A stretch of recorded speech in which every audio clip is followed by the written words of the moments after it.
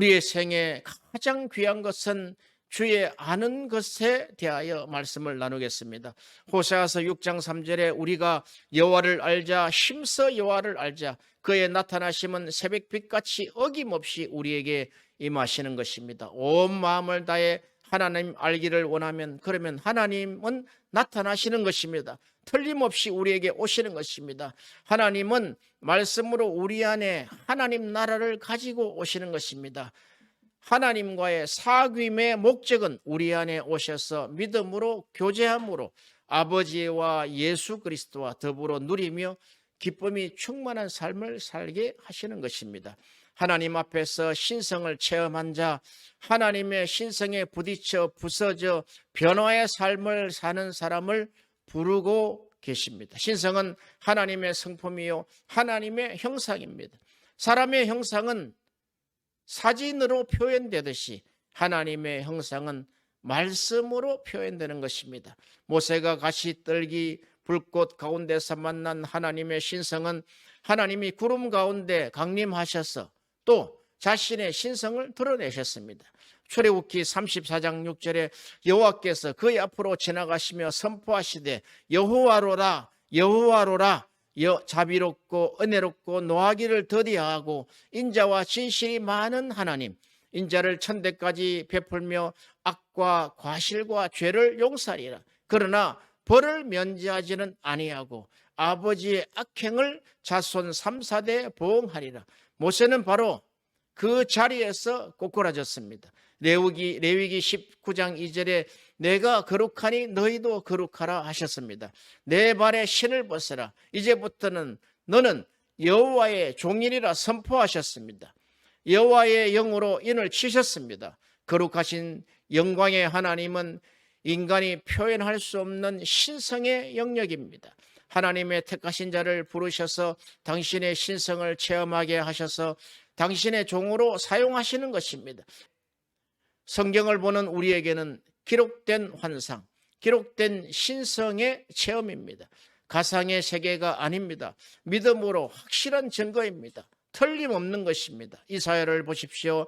이사야서 6장에 하나님의 신성을 체험한 이사야는 바로 재앙이다, 재앙이다, 이제 죽게 되었습니다. 입술이 부정하여 더러운 말을 하며 하나님을 모독했습니다. 만군의 여호와의 왕을 보았습니다. 그런데 보십시오. 하나님의 현현인 신성을 체험하게 하시고 하나님은 말씀하신다는 것입니다. 첫 번째, 이사야를 용서하신 말씀입니다.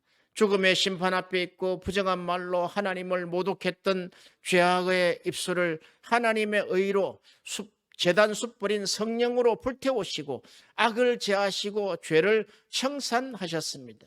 이사야에게 사명의 말씀을 선포했습니다. 소도 임자를 알고 나귀도 그 주인의 구유를 알건만은 이스라엘은 알지 못하고 깨닫지도 못하는 나의 백성에게 내가 누구를 보내며 누구를 위하여 갈고 하니 이사야는 즉시 내가 여기 있사오니 나를 보내셔서 했던 것입니다. 이사야에게 보장의 말씀을 선포하셨습니다.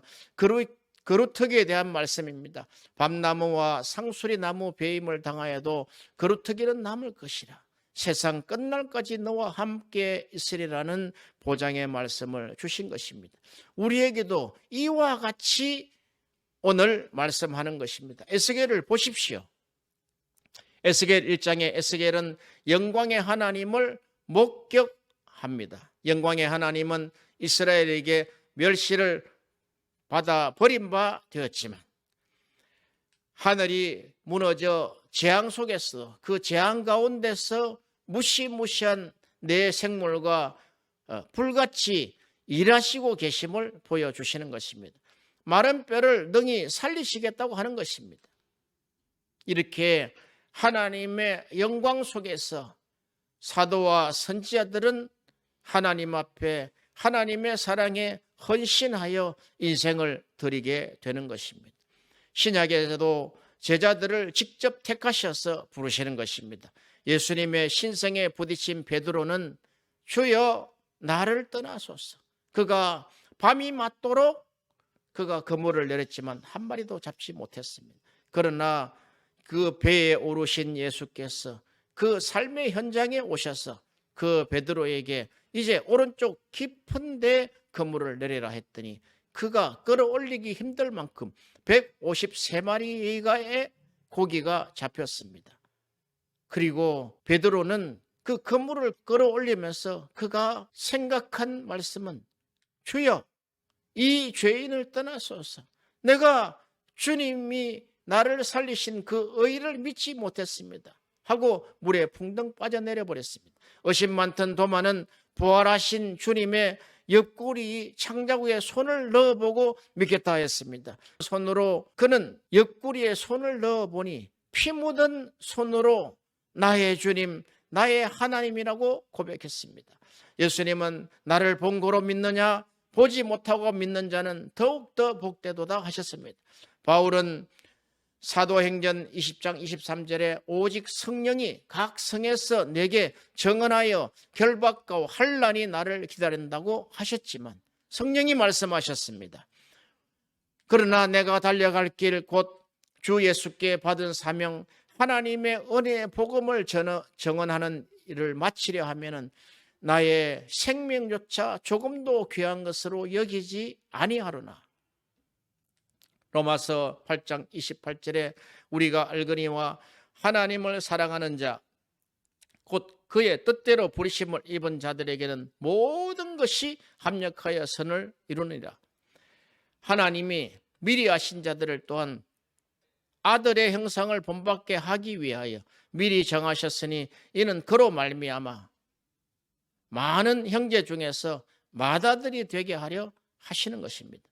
또 30절에 또 미리 정하신 그들을 또한 부르시고 부르신 그들을 또한 의롭다 하시고 의롭다 하신 그들을 또한 영화롭게 하셨느니라.